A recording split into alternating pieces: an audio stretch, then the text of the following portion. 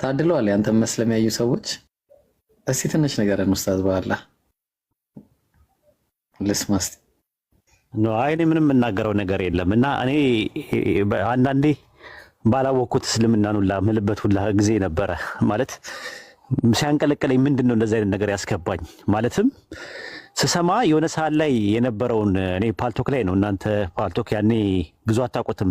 ፓልቶክ እያለ እኔ ትምህርት ቤት ውስጥ እያለሁ ፓልቶክ የሚባል ፕሮግራም አለ ምናምን ተብሎ እኔ ያው ከሀገር ውጭ ነው የምኖረው። የዛሬ 11 ዓመት አካባቢ ላይ ነው 11 12 ዓመት አካባቢ ላይ ፓልቶክ የሚባል ፕሮግራም አለ ተብሎ ፓልቶክ የሚባል ነገር ለማዳመጥ መጣን። ከዛ ስመጣ በጣም ሙስሊሞች በጣም እየሰሩ ነበር በዛን ሰዓት ኢትዮጵያ ውስጥ እነ ኡስታዝ አቡ አይደር እነ ኡስታዝ ሐምዛ የሚባሉ አሁን ኡስታዝ መሐመድ ከድር የምትላቸው ማለት ነው። ሌሎችም ነበሩ። በወቅቱ በጣም በትልቁ ስራ ይሰራ ነበረ። ኡስታዝ ጁንዱላ የሚባልም ነበረ። በጣም ይሰሩ ነበር መሬት ላይ በአንድ ቀን አዳሜት ሁሉ እየሄዱ 500 ሰው ያሰልማሉ ምናምን ነገር በጣም እንቅስቃሴ የነበረበት ሰዓት ነበር። ከዛ በኋላ ምንድነው ማድረግ ያለብን ሲባል ግሩፕ ተፈጥሯል ግባ ተባልኩኝ። ከዛ ኦርቶዶክስ፣ ካቶሊክ፣ ፕሮቴስታንት፣ ኦንሊ ጂሰስ አራቱም ያለበት ግሩፕ ገባን። ስራ መስራት ጀመርን። ከዛ ጭራሹን ቁርአንን እኔ ማጥናት አለብኝ ብዬ ሳጠናው ጭራሹን እየሳበኝ ነው የሚመጣው እየሳበኝ ነው እና በጣም ነገርኳቸው። በጣም እየተበጠበጥኩኝ ነው እኔ አልቻልኩም። ይሄ ቁርአን የሚባለው ነገር ቢቀርብኝስ አልኩና ሁለተኛ ምናምን ብዬ ከደንኩት። በቃ አያገባኝም ስለ ቁርአን ምናምን ብዬ በቃ ስለ ባይብል ብቻ እንትን ስል ባይብል ላይ ደግሞ ተስፋ የሚያስቆርጥ ነገር መስማት ጀመርኩኝ ከስኮላሮቹ እነ ዶክተር ፒዮ እነ ዶክተር ሞጃ ሞሜን ምናምን የመሳሰሉት ደግሞ ሌላ ነገር ይነግሩኛል። ያለ እድሜ ነበር ምንጠራራው የነበረው በወቅቱ። በጣም እጠይቃለሁ። ባይብል ኦሪጂናል አውቶግራፊ የለም እባላለሁ። ባይብል የማኑስክሪፕት ዲፈረንስ አለው። ከት ብሮክን ቼን አለው። የተሰበረ ሰንሰለት ነው ያለው። እነ ሳይናቲከስ፣ ቫቲካንስ፣ አሌክሳንደርስ፣ ኤፍሬማ የሚባሉ 5800 የሚያክል ማኑስክሪፕት አለ እና ከየት እንደመጣው እንትኑ ሶርሱ ራሱ አይታወቅም። በቃ ልቤ ተሰበረ። ሳልፈልግ በግዴ እንደገና ድጋሚ ቁርአን ማጥናት ጀመርኩኝ። ከዛ ቁርአን ማንበብ ጀመርኩኝ። ከዛ ሐዲስ ማንበብ ጀመርኩኝ። ተፍሲር፣ ሲራ ምናምን ነገር ማንበብ ጀመርኩኝ። በቃ መረበሽ ነው ስራዬ። ታገልኩኝ። እንደዛም ሆኖ ተመልሼ መድረክ ላይ መጣና ደግሞ ነብዩ መሐመድ እንደዚህ ነው፣ ነብዩ መሐመድ እንደዚህ ነው እያልኩ አወራለሁ። ውስጤ ግን ሌላ ነው ውስጤ የነበረው። በቃ ትግል ቤተሰብ የምላርገው፣ ጎረቤቶቼ የምላርጋቸው፣ ጓደኞቼ የምላርጋቸው፣ አብራ አደጎቼ የምላርጋቸው ምንድነው? እንዴት ነው ማድረገው? የክላስሜቶቼ ምንድነው ምለው? ከዚህ በኋላ ወይ አግኖቲስት አልሆንኩኝ ወይ ኤቲስት አልሆንኩኝ። ዝም ብዬ እንትን እባክናለሁ። ቁርአንን ግልጥ ሳረገው አላህ ሲናገር ሰማዋለሁ። ያላ ንግግር ነው ቁርአን ሙሉ ለሙሉ ሱረቱ ሁጁራት ምዕራፍ 49 ቁጥር 13 ላይ ያረሰው እናንተ ሰዎች ሆይ ከወንድና ከሴት ፈጠርናችሁ ይላል። ወይኔ የሚናገረው አላህ ነው ማለት ነው። እኛኮ አላህ በቁርአን ውስጥ ተናግሮ አያውቅም ስንል ነበር የነበርነው። ቁርአን ያላ ንግግር ነው። ሰውኛ ዘይቤ አነበብኩት 5 ነው ከጫፍ ያነበብኩት። እኔ በህይወት ዘመኔ ባይብልን ከጫፍ እስከ ጫፍ ከዘፍጥረት እስከ ራዕየ ዮሐንስ ድረስ እያልኩኝ 10 ያንብቤዋለሁ። ለዛውም ተውት። ሌሎቹ በእንግሊዝኛ ያነበብኳቸውን ዕብራይስጥና ግሪክ የሞከርኩት ምናምን ተውት። በአማርኛ ብቻ ነው የምነግራችሁ። ቁርአንን 5 ጊዜ በአማርኛ ከጫፍ እስከ ጫፍ ከሱረቱ ፋቲሃ ጀምርና ሱረቱ ናስ 5 ያንብቤዋለሁ። በቃ እንደ አይነት እየተፈተንኩኝ ምን ነው ባላወቅኩት ቁርአንን በቀረብኝ ምን ነው ሙስሊሞችን እያወቅኳቸው ስለ እስልምና በውጪ አርካኑን ኢስላምና አርካኑን ኢማን እያልኩኝ እየተሰማኝ አረፌ ብቀመጥስ ለቆ አይለቅም። ራሱ አሁን ቃል ስትናገር አንድ ነገር ነበረ፣ ዝም ብሎ ይስባል ስትል ነበረ። አይለቃችሁም፣ ከጀመራችሁት አይለቃችሁም። በቃ ይሄ ነው ያለው እውነታ ማለት ነው። ማርኮ ያስቀራል። ሱረቱ ፉሲላት ምዕራፍ 41 ቁጥር 41 ላይ አሸናፊ መጽሐፍ በመጣላችሁ ጊዜ ነው የሚለው። አሸናፊ መጽሐፍ በመጣላቸው ጊዜ ይላል። እነዚያ የካዱት ጠፊዎች ናቸው ይላል። አሸናፊ መጽሐፍ ያሸንፋል። እንደሚያሸንፍ አይተናል። የብዙዎች ሰዎችን ህይወት ሲማርክ አይተናል። እና አሁንም ትግል ላይ ናት ያለችው ቃል። እመኑኝ የጊዜ ጉዳይ ነው።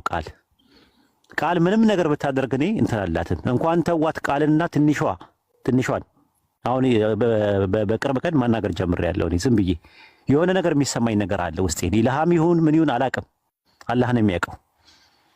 ብዙ ሰዎች አሁን በቀደም ተቃወሙኝ። ኧረ አላህና መልእክተኛውን ተሳደባለች ምናምን አሉኝ። እኔ አሁን ላይ ተውኝ። ትንሿ የምትባለው አሁን ቤቷ ብትበረብሩት የሆነ ነገር ታገኛላችሁ አይደል? የጊዜ ጉዳይ ነው። ኢንሻአላህ ብዙ ሰዎች ነፃ ይወጣሉ። ብዙ ሰዎች እንትን ይላሉ። ውስጣቸውና ውጫቸው አንድ አይነት አይደለም። ውጫቸው ነው እየተሳደበ ያለው። አሁን ቃልም ብትሏት የኢየሱስን አምላክነት ክጄ ምናምን ነገር በኢየሱስ ስም ምናምን ልትላችሁላ ትችላለች። ውስጧ ግን ሌላ ነው። ራሷን ትፈትሽ። የምሬ ነው የምነግራችሁ። አይደለም ቃል ብቻ አይደለም፣ ብዙዎች በእንደዚህ አይነት ነገር ውስጥ በይሉንታ አጥር በይሉንታ ውስጥ ተሸምቅቀው ነው ያሉት። የጊዜ ጉዳይ ነው። ሁጃ ቆሟል። ከዚህ በኋላ ማለት ነው። ሪሳላውን ሰምታችኋል። ብዙ ክርስቲያኖች ሰምታችኋል። እውነቱን ሰምታችኋል። እያወቃችሁ ግን በእሳት አትጫወቱ። እኛ ጉዳያችን የቁጥር አይደለም። ጉዳያችን የቲፎዞ ጉዳይ አይደለም። ፖለቲካ አይደለም። እዚህ የተቀመጥ ነው ወይም ደግሞ ቢዝነስ ማን ሆነን ስለ ቢዝነስ አይደለም እያወራን ያለ ነው። እያወራን ያለ ነው የህይወትና የሞት ጉዳይ ነው። የዘላለም ህይወትና የዘላለም ሞት ጉዳይ ነው። ጉዳዩ የጀነትና የጀሃነም ጉዳይ ነው። ጉዳዩ ቁጭ ያልነው እዚህ ጊዜያችንን እያባከንት የምንለው አጅር እናገኝበታለን ካላህ ዘንድ ፕሪቪሌጅ እናገኝበታለን ብለን እንጂ ጊዜ ማቃጠል የለብንም በዚህ አይነት ጉዳይ። ሌላ እንደዚህ የሙድም አይደለም፣ ፎሎ ለመሰብሰብም አይደለም። እዚህ ቁጭ ያልነው ጊፍት ለመሰብሰብም አይደለም። እዚህ ቁጭ ያልነው ፌመስ ለመሆንም አይደለም። እንደዛ ከሚሆን በሃይማኖት ስም ከመነገድ ይልቅ ሁሉ ነገር ትቶ ጓሮ ላይ አታክልት ተክላችሁት በቆሎ ተክላችሁት አመት እንትን ብሎ ብትበሉበት ይሻላል። ይሄ እዚህም እዛም አጅር የለውም። ዓላማችንና ኢላማችን አላህ በሚያውቀው እዚህ የተሰበሰብነው ሁላችንም አላህ በሚያውቀው እናንተ ላኢላሃ ኢለላህ ብላችሁ ገመዱን ይዛችሁ ከጀሃነም ነፃ እንድትሆኑ ነው። አይደለም ሩቅ አትሂዱ። ቃል አጠገብሽ ዘመድሽ የምታውቂው ጎረቤትሽ ሄደሽ ልጠይቂው አልጋ ላይ ሆኖ ቢያካስት ብታገኙ ውስጥሽ ሰላም አይኖረውም። ትታመሚያለሽ አብረሽ። ሰዎች ገሃነም ይገባሉ ሁጃ ከቆመባቸው በኋላ ጀሃነም ይገባሉ እየተባልን እየተነገረን እንዴት ነው እንቅልፍ የምተኙት? እንዴት እንቅልፍ እንተኛ?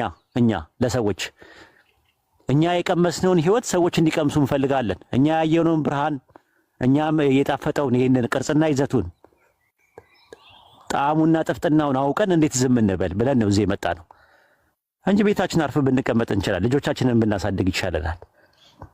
ትዳራችን ላይ ሌላ ቢዝነስ ነገር ብንሰራ ያዋጣን ነበር። እና ቆም ብላችሁ አስቡበት። አይ ቲንክ ብዙ ሰዓት የለኝም። ሉጣኔ ቢኖር ጥሩ ነበር። እሱ እኔ ቁርአንን ባላቀው ይሻለኛል ነው ያልኩት። የሆነ ሰዓት ላይ ባላቀው መጣኮ ኡስታዝ።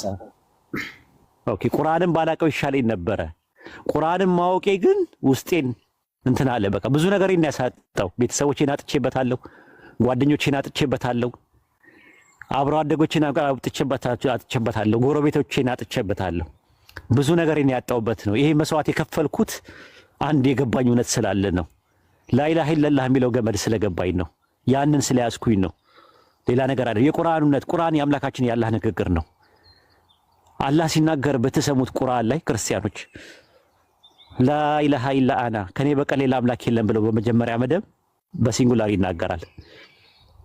ኸለቅና ጃአልና ፈአልና እያለ ፈጠረን ሰራን እያለ ደግሞ አምፕሊቲዩድ ግነትን ለማመልከት በእኛራላላ